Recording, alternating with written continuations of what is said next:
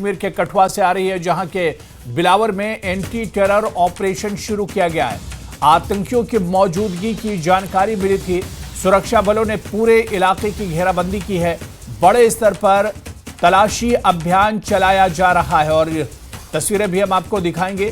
दरअसल कठुआ के बिलावर में एंटी टेरर ऑपरेशन शुरू किया गया है। इससे पहले किश्तवाड़ में भी लगातार सर्च ऑपरेशन चल रहा है और इसी तरह से अब कठुआ से बड़ी खबर आ रही है, जहां बिलावर इलाके में एंटी टेरर ऑपरेशन शुरू किया गया है।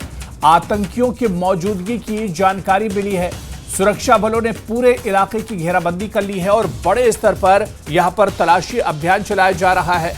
ग्राउंड जीरो पर जवानों को भी बुला लिया गया है। सेना के जवान अब ग्राउंड जीरो पर मौजूद हैं। सर्च ऑपरेशन शुरू कर दिया गया है। सीधे रुख करेंगे, हमारे सहयोगी चरणजीत इस वक्त हमारे साथ जुड़े हुए हैं। चरणजीत, जो सर्च ऑपरेशन शुरू किया गया है भारतीय सेना की तरफ से, क्या कुछ जानकारी मिल पा रही है शुरुआती तौर पर? जी बिल्कुल बताओ कि एक सेट वहां पर बिलावर के नजोत जो इलाका है वहां पर इनपुट मिली थी कि वहां पर एक सेट जो है वहां ऑन हुआ है। तो उसके बाद से कुछ मूवमेंट जो है वो भी इलाके में गतिविधियां, संदिग्ध गतिविधियां जो है वो वहां पर देखी गई। तो जिसके बाद से वहां पर सर्च ऑपरेशन जो है वो जारी किया गया है।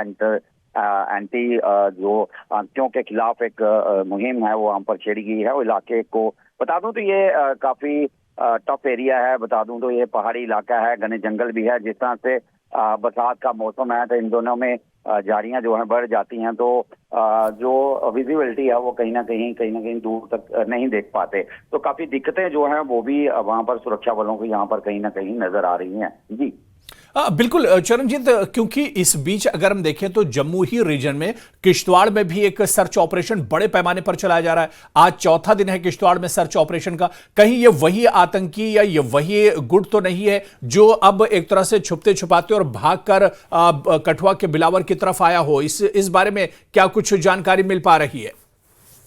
बिल्कुल विशाल, बता दूं तो ये कठुआ का जो इलाका है बिलावर का, चाहे दन्नू परोल इलाका हो, बदनौता हो, ये एरिया पहले भी डिस्टर्ब रहे हैं। जिस तरह से बदनौता में घात लगाकर जो है सेना के वाहन पर हमला किया गया था, वहां भी हमारे जवान शहीद हुए। तो उसके बाद दन्नू परोल में भी जो है घटना सामने आई थी, वहां पर आतंकियों को मार गिराया गया था। हमारा जवान भी उसमें, एक पुलिसकर्मी जो है वो उन्होंने भी शहादत पाई थी।